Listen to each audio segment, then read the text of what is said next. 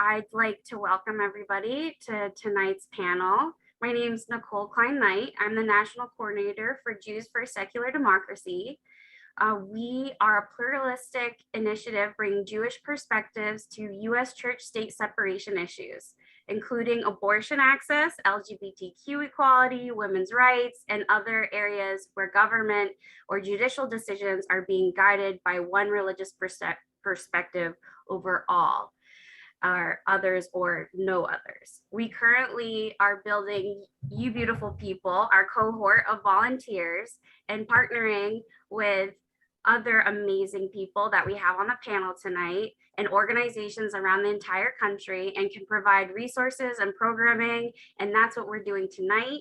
It's going to be an exciting conversation about messaging to bring Tikkun Olam values, or our secular Jewish values, to educate and make change. We believe now more than ever it is important to organize as a Jewish community across denominational lines to protect all religious freedoms. I already asked, I'm just gonna, for any newcomers, I ask that we wait until all three speakers are done to take questions. So please mute yourselves and until the question period begins.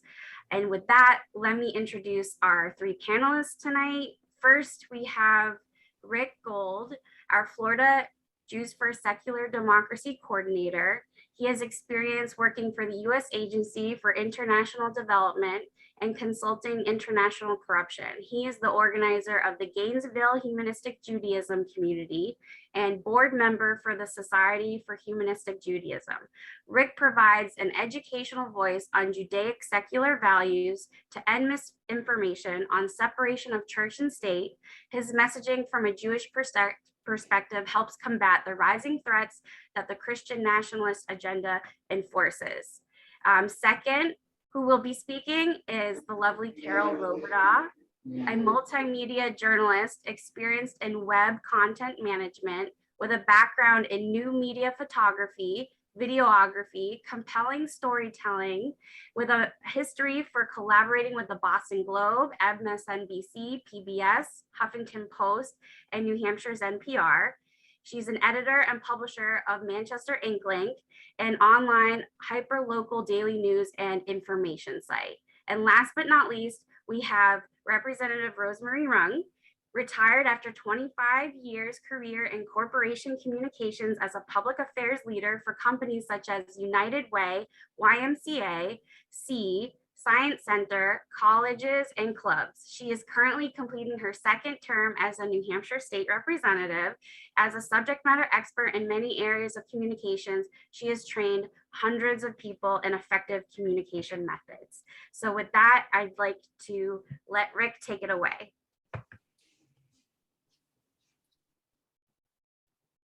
Thanks so much, Nicole.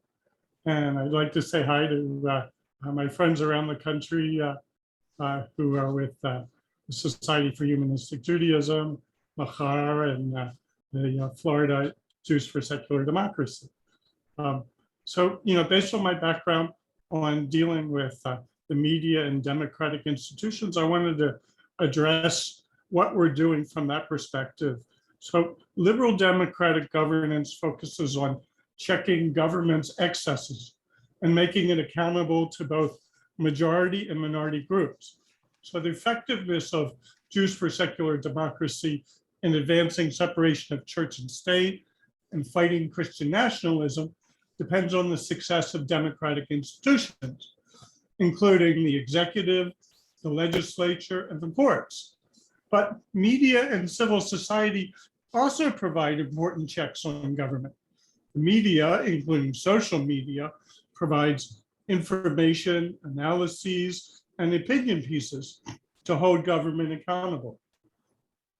Civil society advocacy groups like ours provide their own research, information, and analyses, and amplify those of the media. Credible information and well-argued opinion pieces provide the basis for advocacy groups to influence policy.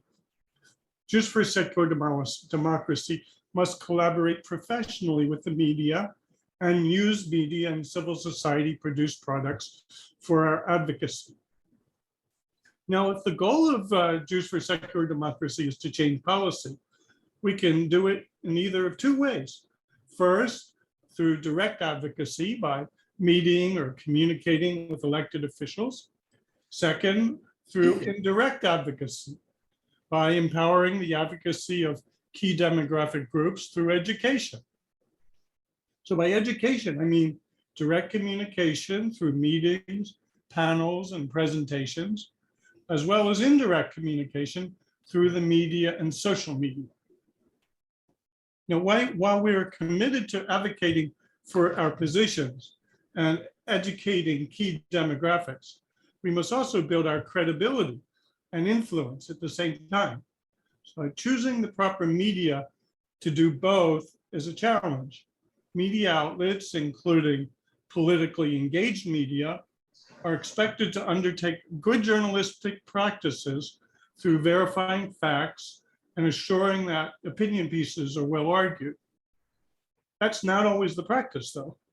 Social media, such as blogs, podcasts, and video channels, have less demanding journalistic practices. They sometimes produce cutting-edge journalism, however. Now, Jews for Secular Democracy based its messaging and education on the principles of separation of church and state and fighting Christian nationalism. However, to educate the public on specific issues, we need to apply these principles to different policy areas. So Florida Jews for Secular Democracy has developed some talking points for some of the issues in which we educate and advocate. And so thanks very much to the members of Florida Jews for Secular Democracy for these talking points, which I'm going to share with you.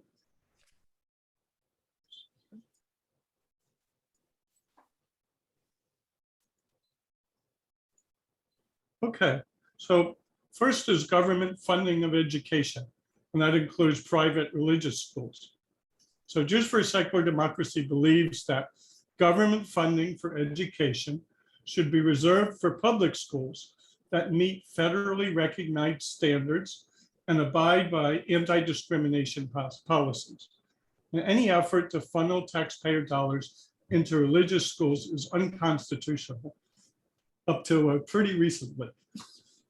Prayer in public schools is another section. And we recognize that the constitutional protection of separation of church and state has enabled minority religions, including Judaism and various forms of non-religion, to thrive. A legal mandate or permission for public school employees to lead prayer, like the coach in Washington, is an attack on separation of church and state. It creates opportunities for the state to promote religion over non-religion or to favor one religion over another. It facilitates bullying of minority religion or non-religious students by public school employees and other students. Forced prayer in public schools has been declared unconstitutional, kind of, up till recently at least. Parents' right to remove books from libraries is another concern. Now, we support intellectual and academic freedom above all. We believe it's important to expose students to a wide variety of material and information, even if some material may be considered controversial. A disagreement with a specific idea, message, or various personal objections to materials on religious, political, or social grounds do not provide a legally permissible ground for removal, exclusion, or restriction. Regarding abortion, contraception, and reproductive rights, we support bodily autonomy as a Jewish value and a human right, and elected officials should not base laws on biblical or religious beliefs. Regarding sex education, we support access to comprehensive evidence-based sex education for all students, regardless of the religious, political, or social background of a given institution. Sex education is a cornerstone of a basic secular education. We believe contraception must be an available option because bodily autonomy is a human right and should not be subjected to a learning institution's scrutiny. And finally, religious freedom versus the license to discriminate, and also civil rights. We believe that any measure that gives an individual the right to discriminate does not fall under the purview of religious freedom. Any law that's implemented should not erode another individual's rights in the name of religious freedom.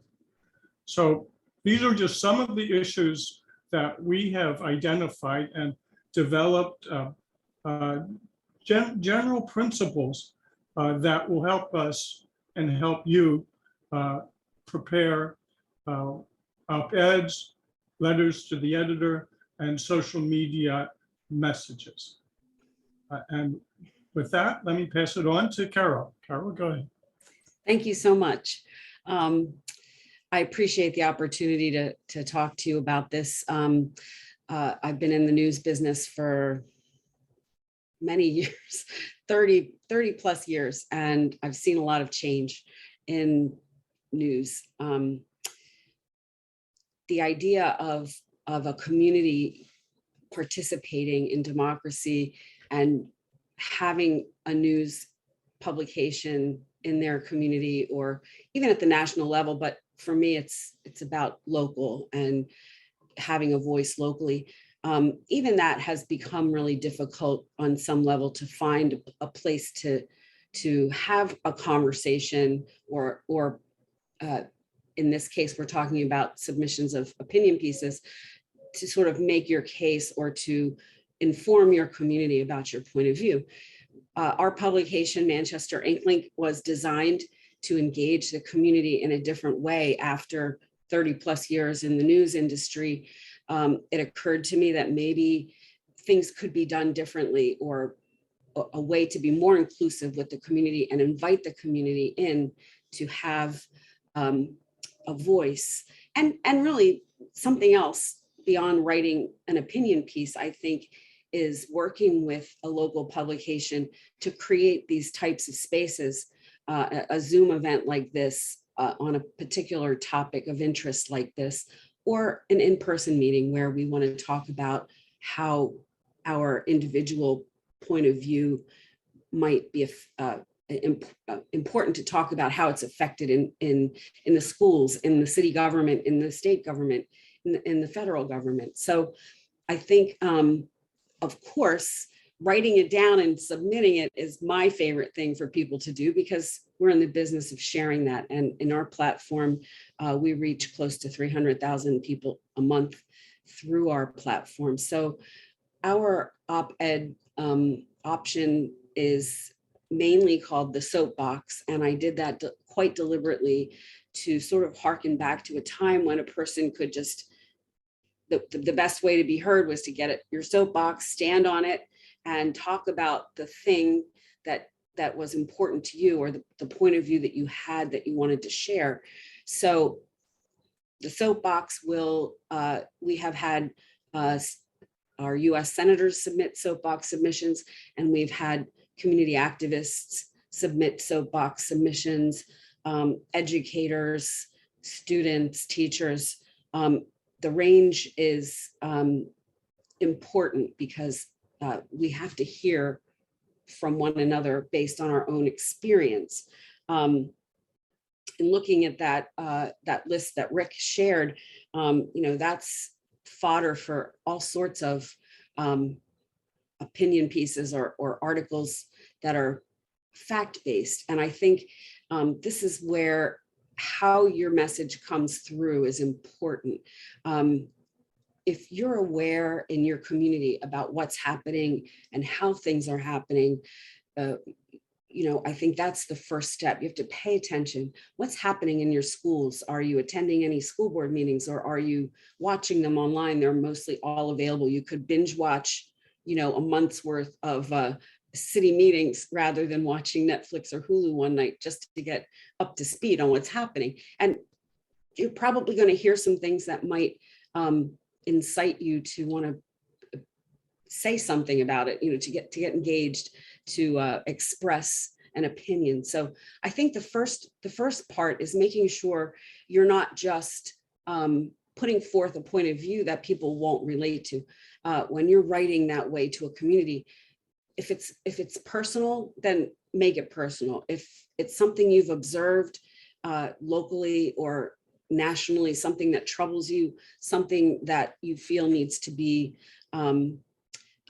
shared and understood, then almost like writing a short paper, you need to have a thesis, you need to have a point of view that kind of capsulizes. We would call that a nut graph if it were a written article, but make sure that you're not just going to take this opportunity to put all your grievances out in one little op-ed. And I'll tell you one reason why is because unless it's super well written, people have a hard time these days getting very far when they read. So you have to make sure that your most compelling point or argument, your thesis statement, is very high up when you submit something.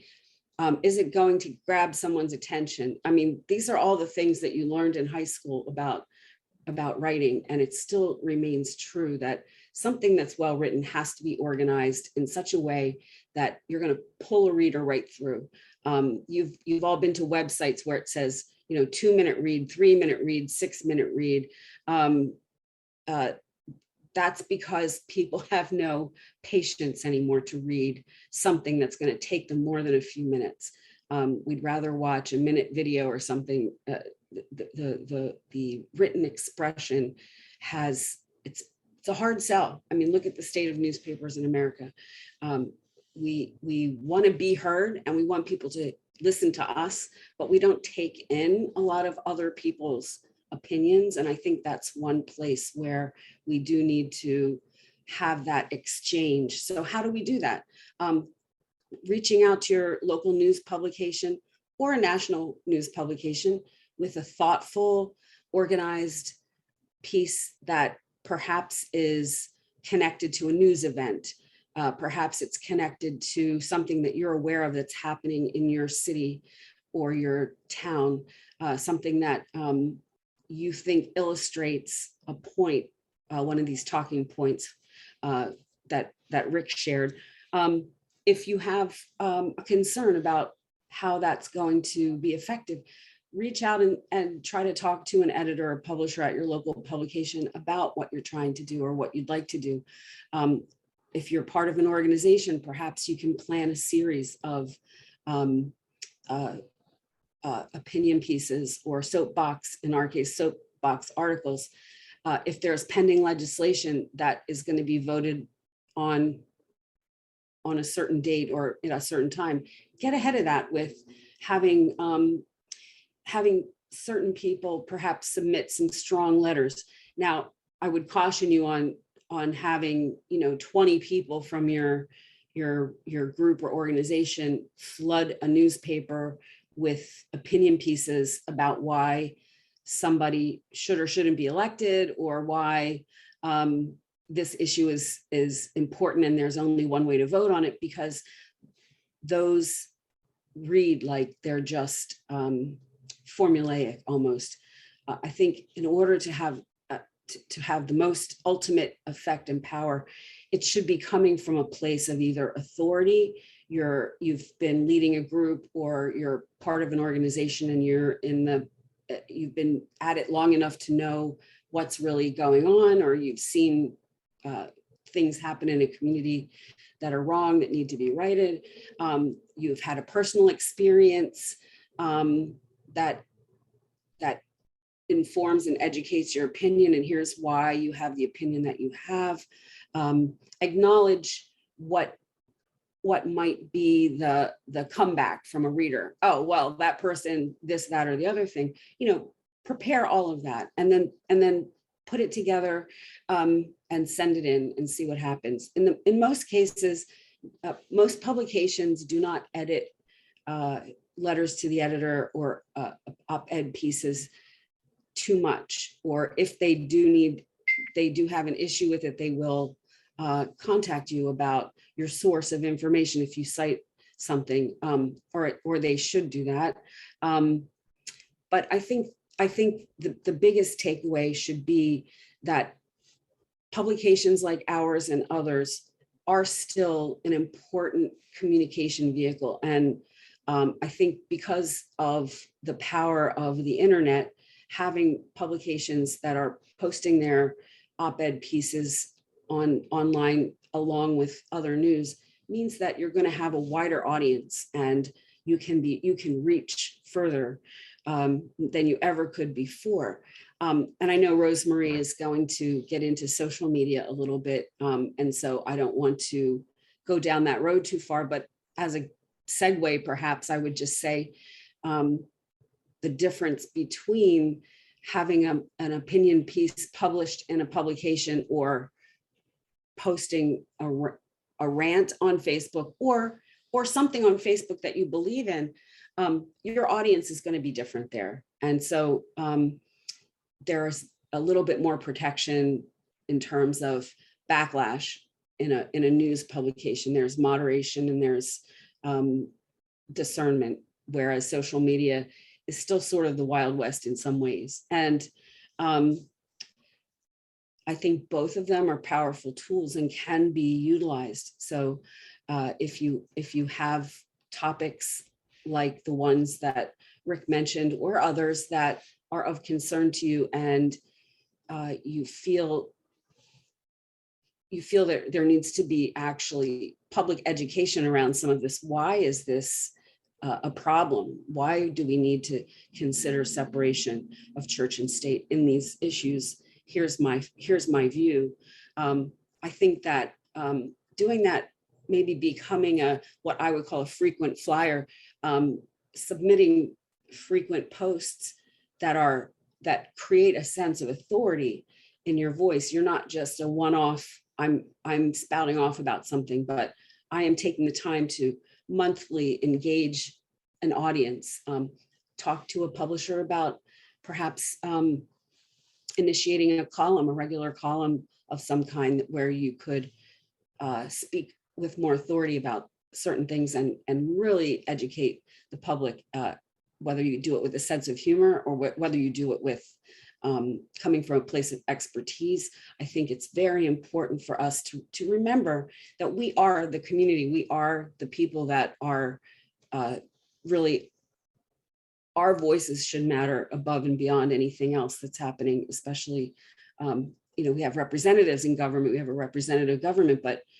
if we're not taking a stand and speaking up, then no one's going to know what they don't know. So I'm always a big proponent of people engaging, and I think there are many ways to do it, but I'm always available for anybody who might have a question about that. And I'm really happy to have this opportunity to talk about it a little bit with you. So with that, Rosemarie, it's all you. Thank you very much, Carol. I'm going to be saying some of the same things you did, but I will be looking at it through the lens of social media. And one of the things that's really important when we have a message we want to get across is make sure we're using the same media that our audience is. So often there are people that may be communicating on maybe a letter to the editor, but they may want to be reaching a very young audience. So they may want to use TikTok even or Instagram. So make sure that however you're communicating is the way that your audience is consuming information. So that's one thing. And then it's also to have a strong message. And I think some of the things that were shared earlier that Rick's list of issues and can serve as talking points where you can springboard off that into a message. I want to get kind of into how to make that message really resonating with your audience.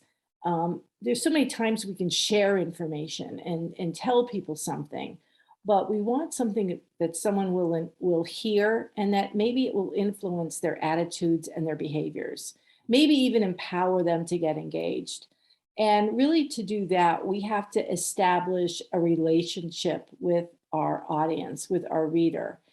And the best way to do that is to listen to them. But when you're on social media, how do you do that? How do you let someone know that you're listening to them? Because you're the one that's communicating. And sometimes it could be just opening up your message with saying, I've heard, I've heard people, I've heard someone speak on this, or I've been listening to my neighbors and friends who've been reacting to this news story or this judicial decision. Or it could be that I read an article that many of you have read about this, but try to open up your message with a statement that lets people know that you're listening, that you're open to information, that you're not just spewing something out, but that you're having this communication relationship with content. So it could just be using, I heard this, or I listened to somebody say this, but even something like that is a good way of ensuring that your audience is open to listening to you now. And then I've always found in social media, and I don't know if this is true of you when you're reading Facebook posts or Twitter posts, but I'm always more receptive to those messages that are telling a story. So it may be, well, I'll tell you, like when I'm campaigning, I'm up for reelection. I tell people that I moved to my town 39 years ago because I wanted a hometown for my children. I grew up as an Air Force brat, so I never had a hometown. And I was always uncomfortable when people asked me where I was from because I wasn't from anywhere. So I chose the town I live in because it would be a great hometown to raise children in. And then I go in about how that shaped my values. Like we chose as town because of the school system, and then it was very family oriented, and there are a lot of opportunities for the community to engage with each other. So kind of tell your story in a way that enables the reader to understand your values. It could be that, I grew up going to this school and I had a favorite teacher that taught me this, and that's made me very committed to ensuring that freedom or that expression becomes available for other school children. So you just really have to kind of look at your own situation, but work your way from your story into your values, and then apply those to the issue at hand. Perhaps there were some books that were pulled from a school that are really demonstrate a horrible religious bias.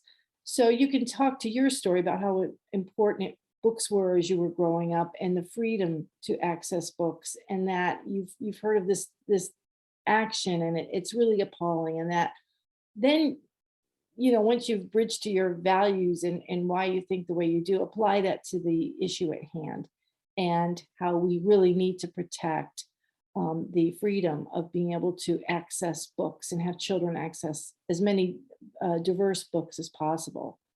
So it is a process. You're starting from establishing that relationship, and even if it's only one way, establishing that and working your way through to this general issue. And what that does is it first establishes a level of trust and respect that you're going to have with your reader. They're not going to just dismiss you outright.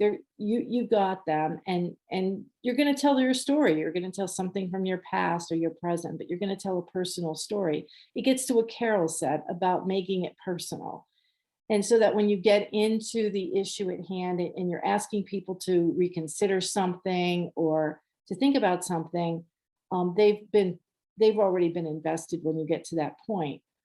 But another important thing when you're delivering a message like this is, and I think it's sometimes true even if you're doing it with a newspaper, that type of media, is to allow people to draw their own conclusions rather than you telling them what the conclusions are. If you can give that message to the point of,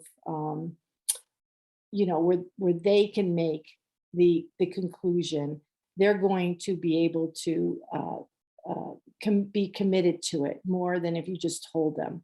I'm going to give you an example. There's someone that's up for reelection, not in my district, but another district in New Hampshire, and I really don't think he's a very good representative. He's really done some very questionable things. And I've been able to collect a lot of these questionable things that he's done. And so every day on Twitter, I put this thing, this is your daily reminder that this person posted this on Twitter, or that he said this, or he did this. I'm not saying that he should be not reelected. I'm not saying he's a bad person. I'm not even saying he made a mistake, but I'm wording it in such a way that the readers are saying, wow, this guy should not be in office. So that to me is a really successful approach, is if you can position what you're communicating in a way that allows the reader to easily draw the same conclusion that you've reached, they're going to embrace that a lot more. So as far as little tips about social media is, first of all, you've got to consider anything you put out there can go to a broader audience. With Twitter and Facebook and Instagram and TikTok, you can share everything. So you don't really know who it could go viral and you not know it unless you put really strict settings on it. But we do want our message to go out to a broad audience. So just be careful that if you are writing something, that it could go out a lot broader. So you have to ensure that you are respectful, that you're using words and terminology that people can easily understand. I've seen some posts where the person's very, very intelligent, very articulate, but it doesn't appeal to like the average reader or the average viewer of that. And so it may appear to be very arrogant. So, you just have to be careful to speak in a way that isn't going to turn anybody off by your word selection or your tone. Also, like I said, I kind of alluded to before, major social media channels or platforms or Facebook, that's really become a very powerful tool for most everybody, although young people really aren't using Facebook anymore. But I would say people from maybe 40, 50 on up are using it, maybe some 30 somethings. But what's been happening with Facebook it's been for a while, but there's specialized groups. So it's not just your own Facebook page where you post to, but you can join these groups. And a lot of them are community driven. I know in my town, there's probably 4 Facebook groups, but I only belong to one because that one is moderated. And it gets to Carol's point before that you don't want to post something that is going to make you a target for abuse and retaliation or just verbal abuse. So make sure that if you are posting something on Facebook, that it is in a group that is moderated, and there's some controls for what types of comments can be made. And there's so many groups out there. Just search them. If you really, the sky's the limit. Just search and you'll find a group that may be specific to an audience that you really want to influence. Excuse me. And then a big thing too, and this is sort of the advantage that social media has over going into newspaper, is use multimedia. For people to really know who you are and trust you and think that you're a good person, nonverbal communication contributes most of someone's impression of you.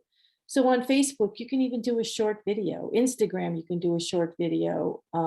I don't use TikTok very much. I really just use it for my grandson's activities, but there's a lot of ways that you can deliver your message, but do it in a short video. It has to be short. It has to be maybe not more than 30 seconds. But if there's something that you would post, maybe a short letter to the editor, maybe you can convert that into a video that you can put on Facebook. And also rely on what other people are posting. If you see an article or a letter to the editor that does a great job of underscoring what you want people to know, share it. Just copy the link and put it into your own message, saying, geez, this person took the words right out of my mouth. This is really important. It's worth your read. So those are all different strategies for communicating. But really the essence is to tell it as a story. There's so much content out there. I forget how many tweets are given a day or Facebook posts, but make yours memorable. And I think a good way of doing that is make it really come from you, individualize it, make it personal. So I'm so happy to be here and have this opportunity to talk with you. And I'm happy to answer any questions you have, either now or at some other time. Thank you so much. And with that, I'm sure a lot of us have some really, really great questions. You can raise your hand if you know where that button is, or if your video's on, you can flail around. Either way, we'll see you and we'll take your question, or you can pop it in the chat.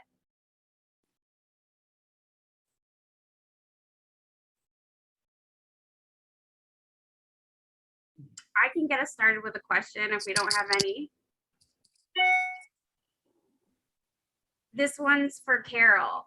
So Carol, in your years of journaling or being a professional journalist and managing your own paper, what stood out to you was the most successful op-eds? Yeah, I mean, I think that it's sort of the idea of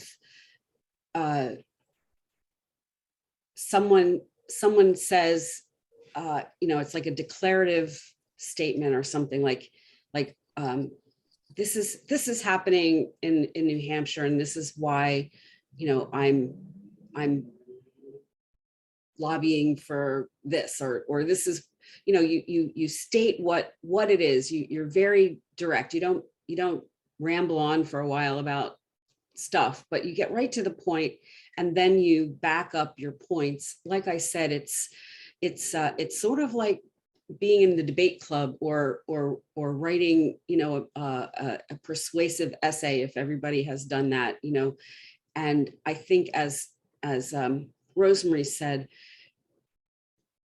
we all have met people who have something to say and they want to tell us why we're wrong about everything that we think. But I think it's better to build the case about here's why, here's something you might not understand from this. Here's a new way of looking at something, and here's why. And then you lay it out for a person and make sure that in the end, you go back to the beginning in some way to say, and so this is why. I think those are highly read when they're engaging, and I think people want to understand one another. I think that's one of the problems we have. We've lost our ability to communicate effectively with one another, to have that understanding across the boundaries of the world we exist in, or the bubbles that we've made for ourselves. And the hazard of some of those Facebook groups is that we've put ourselves in a vacuum, or in a place where we're not hearing what other people think or feel. So this is a chance to open up the conversation, and a chance to welcome people into a world they might not already be in. I'm sorry I don't have a specific example, but I think the thing is, our soapbox feature is one of our most popular, despite the fact that we also cover a lot of municipal meetings and community events and all that. So, and I appreciate Rosemary's point about making a video of your point of view. Maybe we should do video op-eds where they're a certain length of time and you can express yourself, like looking at me talking to you right now, but I'm stating my case. Maybe that's something we should do, because then you're adding the human factor, and you're not just reading words on a page, but you're hearing somebody speak passionately about something and saying, I'd love to hear from you, almost like having your own site, but allowing a news publication to host that. That might be something that we should explore, because I think it helps to hear a person and see a person and understand the earnestness that they have about, and the passion they have about a topic like that. So. Thank you. I completely agree. I'm gonna try and take everybody's questions in order as I saw them. So Susan, you're up first, and then Richard. Thank you. I guess I'm wondering about the whole concept of, and I'm glad that Rick included this in his statement, actually, radical Christian nationalism and the First Amendment. So, you know, I think that it is the heart of everything at this point that's going on in our country. And yet when I talk to my Christian friends about it, I kind of get a shrug. So I'm wondering if there's a method to do that, that they would be more receptive of. And I'm also wondering if it's not something that we should be all committed to saying in whatever we do say as an interest group. I'll go first there. So, you know, I grew up at a time in the 1970s when there was a lot of ecumenical groups in our community where we would gather together from across our religious silos and do things in the community. And I think there's still some of that goes on, but I do think we've become very siloed in how we exist. We're either religious and we go to some church or a synagogue, or we're not religious at all. And we almost have disdain for any kind of religion, no matter what it is.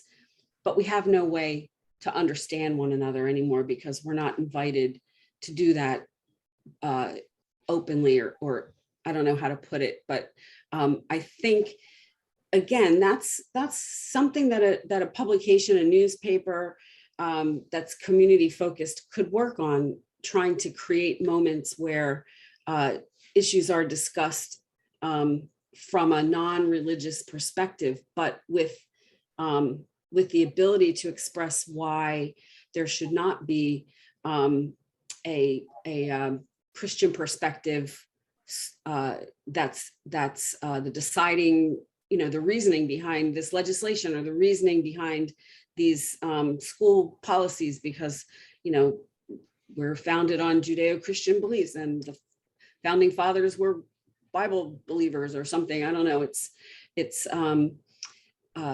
I just, you know, I think we have to go back to the future in some ways, in figuring out, now that we have all this technology, we have so much communication coming at us from so many different places, and the world can feel like a very a place where nobody's really listening to anybody. We need to dial that back in our communities and find ways to hear one another again, and have, even if you start with something small and build on it. We can't fix all of this easily or at once, but I think we need to find ways to have alliances and understand why what we don't know about one another anymore, what we don't understand, or why some of these issues are very important. And this is something that Nicole and I had the opportunity to talk about in the past year, just not knowing a lot about one another or the history of a person's perspective. So it's not an easy fix. It's definitely not something that can be easily fixed. And I see a few people talking about anonymous letters to the editor. Of course, that's kind of counterintuitive to a letter to the editor, because you're sort of standing up to take a point of view. I understand feeling fearful for becoming a target because you're taking a stand. So again, I think there may be some other ways beyond a letter to the editor. That's a traditional way of communicating a point of view. What else could we do? Let's come up with some new ways of hearing from one another as a community without targeting one another. You know, could a reporter sit in a room of people and write about what they hear without identifying? I mean, it's the the same principle that I've gone through with teachers. Teachers are afraid to speak up about what's wrong in the schools. They don't want to be targeted by their administration. They don't want to say something that's going to get them in trouble. But they definitely have something that they want and need to say. How do we get at that without outing people directly by name or location? And these are things we should be talking about. You know, I don't have the direct answers, but I think we're never going to find solutions if we don't seek them. Just an add, I had a conversation with a very close friend of mine. We both grew up in the New York City school system. She's a little older than I am, and we both went to public schools, New York City public schools. And we always think of New York City public schools as being so open to understanding how diversity is important. But I grew up as a Jewish kid going to New York City public school in the 50s. And I was like 3 or 4 in the classroom. And I think I know every single Christmas carol because it was a Christian school. And when I said it to my friend who grew up Christian, she said, gee, you know, I never even thought about that, how that might make you feel. And I said, yeah, it felt really bad. And she listened, I think, for the first time. And that was kind of an eye opener for me. And that's a great story to tell. Yeah. Yeah. And Susan, I wanted to kind of respond to your initial comment about when you were having that conversation with your Christian friend about Christian nationalists. And that's the real, I think a real horror about what's going on is those extremist groups have hijacked Christian and nationalists, and they're not, there's nothing to do with Christianity that what they do. And so I think it's important that we don't reinforce the negative when we're communicating. Don't call them Christian nationalists because they're not. Just say they're extreme far right groups, that they're out to, foster racism and division. But we have to be careful not to use a lot of their words because, they're co-opting a lot of words that really have a different meaning. I mean, just when I see what's going on politically with people saying patriots, they're using patriotism and co-opting that as though everybody that's not with them is not a patriot. And I did want to just address one thing that was in the thing about using TikTok and how it really isn't right to just put sound bites out there. And I do agree, but we also have to look at the consumption of messaging from the consumer's part. And there are some people that they're just not going to read a 350, 500 word op-ed. They may, but there's multiple different ways of doing it. I'm not saying still do that, but there are ways that we can add on to that messaging and augment that messaging with other ways. So it really does take a multi-pronged approach to deliver your message. It's ideally if you can deliver it many different ways. If there's a great op-ed that you were able to get published, link to that on Facebook or Twitter to broaden the audience. And, you could just put like a little sentence introducing it. So that's like the bite. When I was in communications, we have this thing called the bite snack meal. And that's a way of drawing people in to a message that goes into a lot of depth. It goes into a lot of nuance, but give them a little one sentence, sort of a hook, and then that they may click on that and see that now there's a paragraph describing it, but then it links into the big meal. Thank you so much, and thank you, Susan. I'm gonna go to Rich Logan now because everybody's been waiting patiently. Thank you so much. But I just want to point out, Rosemary, thank you so much, that you don't want to alienate your audience, right? We're trying to garnish allies here, and this is actually, believe it or not, it's been coming up a few times. Is when we say Christian nationalists, sometimes our Christian allies don't understand what we're saying, and then we have to explain the definition of that itself, and then you get into the weeds and you accidentally may, and this is definitely not our intent, but I've had some of our Christian allies even in the House of Representatives say, hey, you know, I don't believe in that, and I'm a Christian, and like, why are you using the word Christian? You know, and then you kind of get stuck into the weeds. So make sure that your message is really clear and you're not alienating any allies. Rich, you're up. You know, it sounds like from what a couple people have said, and maybe more especially several minutes ago, maybe the place to start is looking for common ground, and then going on to talk. And I've done some of this kind of exercise years ago with the cooperation of the Ecumenical Center on my university campus, and bring people together who are on opposing sides of points of view, and simply ask them to sit down and talk to each other until they find some things they agree on.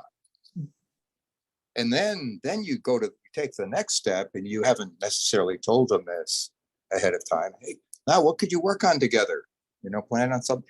And then, you know, and I have found that this actually does work, and it works around some hot button issues like gun control. You know, people can come together. The problem nowadays is, like you said, we're so siloed. Part of the problem, by the way, with white Christian nationalists, or I'd call them religious fundamentalists, is you can't really debate with them because their beliefs and knowledge aren't grounded in reason and evidence. They're grounded in something else. So no matter what you say, it's going to be awfully hard to get them to change their views. But if you find common ground, and then you can actually begin to help rebuild civil society, because people who still disagree on some big things will actually work together on something. Like I've had people discover that their first common ground is they're both Boston Red Sox fans. You know, I said that for Paul Goland's benefit. well, Okay, Richard, thank you very much. Richard, I'm a Yankees fan, but I tell people it was in the prenup because we're in Red Sox country. But, you know, to get to your point, I recently read a book called Dirt Road Revival. And the author is Chloe Maxmin, Maxmin. And she was a young Harvard graduate from a very rural county in Maine. And she, after college, she went up and she ran for state representative, but it was like a Trump plus 16 district. And she was running as a Democrat. And she won, and it was phenomenal. But the way she connected with voters is really, I think, the approach that we can take. We can learn that as a nation to bring people together and find that common ground. I'm sure she won. There are a lot of people that voted for her, not because they necessarily agreed with her on the issues, but she found something to share with them, and they respected her. They trusted her to be able to listen to them. Thank you so much. That was a great question and a great point about finding common ground. I'm going to move into Tom. Tom's question is the group doing anything about removing USSC justices for perjury? And I think that is a really good thing to discuss, maybe at one of our local meetings. If you are a Florida Jews for Secular Democracy activist, that is something we can talk to on a more specific level. And Daniel Meyer says, I find this a bit disturbing. A 30-second soundbite TikTok video strikes me as good at conveying an intense emotion or hyperbolic point, but it's poor for conveying nuance. I think encouraging people to react to a quick soundbite versus nuanced understanding is ultimately self-defeating. Trump was where he was because he pushed people to feel what he wanted rather than to listen to anyone's words. That's very powerful. Anybody want to weigh in on that? Well, I kind of addressed that before. I think if you're delivering a message, if you really want to get a point across, you should consider using multiple ways. There, you know, an op-ed or letter to the editor that may be, 100 to 300, 400 words is one way, but there are going to be people that aren't going to consume content at that level. There are a lot of people that don't even get newspapers anymore. But to be able to augment that messaging with something short. It got to the point when I was talking about the bite snack meal approach. And when I brought up, I don't really use TikTok, but it is, I brought it up as an example of using video, because when people can see your voice, they see your mannerisms, that develops a connection that you're not going to get as strongly with the written word. I think if you can do both, that's the best. But when you're reading something without knowing what that person looks like or how they act or their empathy, it's not going to have the impact it would have otherwise. I think this is a good segue into Martha's question about which platforms. It sounds like a lot of us are on Facebook, but a lot of these messaging and sharing and going viral messages are happening on Twitter. Would you disagree or agree with that? Could I Well, just intervene that overall, it's important to think about, as part of an education and advocacy campaign, what you want to achieve, what audience you want to reach, how you want to communicate that to them. And from that, it's pretty evident what types of messaging, what apps, what types of media that, or social media that you should use. Now, how you do that effectively, I'm going to leave it to Carol and Rosemary. If you look at a long essay, maybe you put it on Facebook, or you have a website, or somebody else has written something that captures the messaging you want. Think of that as the mothership, and use social media to bring people there. So you might write a little snippet, maybe a personal story, and you say, to really understand what I believe, click here. So, and the other thing I didn't mention before, but it is important on social media, is the use of hashtags. Just using a hashtag, Jews for Secular Democracy, or fairness in education, or no bias, whatever that is, a hashtag helps people see that who they would another, because it allows a search mechanism to kick in. So really, it really depends on where your audience is consuming their information, and use that media, because they're already there. But the more you can leverage different media to point people to what you want them to read or hear is really the best solution. I'm going to go to James Ryan. He's been waiting patiently. Thanks, James. Thank you. I want to say it's been a great talk. And to some extent, some of my question was answered a little bit earlier, in that Carol and Rosemary were talking about how you have to be careful in terms of having your message go viral. I'm wondering if going viral is actually the thing you should be aiming for entirely, yeah. especially because there are things that have been done. I don't know if anybody heard about this or not. The case of Ashley Zur, who was a veteran who just burned her uniform in protest for the overthrow of Roe. That was a TikTok thing, but would not have gotten noticed otherwise until other outlets started picking up on that. I think the whole question is, are we thinking not so much, should we be putting more effort into trying to draw attention to the argument than it is to the argument itself? Because that seems to be the way to build an audience at that point. Oh yeah, you want things to go viral. I mean, you want the greatest readership. My comment about that was just, that's why you have to be careful when you're composing it, because if you're, let's say, doing something that demonstrates a lot of anger, or you're using vulgar language or something like that, what if that went vulgar? Would you still wanted to use those words? So you do have to be prepared for it to go viral. You want it to, but you don't want it in that to be embarrassing. I mean, there's been a lot of viral things that have gone out that have caused people some embarrassment. You just have to be careful. If you saw it on the front page the next day, is that something you would be proud of? So in your messaging, you have to really be cognizant. I find a lot of times if I'm going to be communicating something I think might be controversial, I'll have somebody else read it for me. Somebody who's pretty much doesn't pay you know, they're not as engaged in communication or the news as I am. And before I forget though, there was a lot of people have raised issues about their concern. They want to be anonymous. And first of all, it really bothers me that people can't, that they're threatened. I think that's awful in this country that you can't be open. But maybe you could find a surrogate to publish it. Like, I'm a state representative. If I had a constituent that came to me and said, I really want this letter to the editor to go in, but I don't want it under my name, I'm afraid, I would be happy to publish that. I would say a constituent forwarded this to me because I can keep them anonymous, but their message is still getting out and there's still a name attached to it. So I don't know, that might be an option for someone, is to find a surrogate to submit it.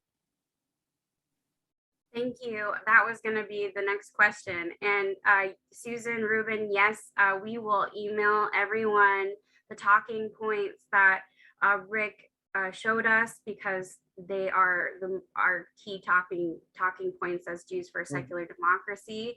And there are a couple times in the chat already, so. Awesome. So a follow-up email with the link to this entire conversation in case you missed something and want to go back will be emailed to you. We'll take one more question and then we are going to wrap it up and we'll have to say goodnight. See, code words. That's an interesting question. Go ahead, Tom. Tom has been putting his hand up. Oh, Tom has, go ahead okay. and,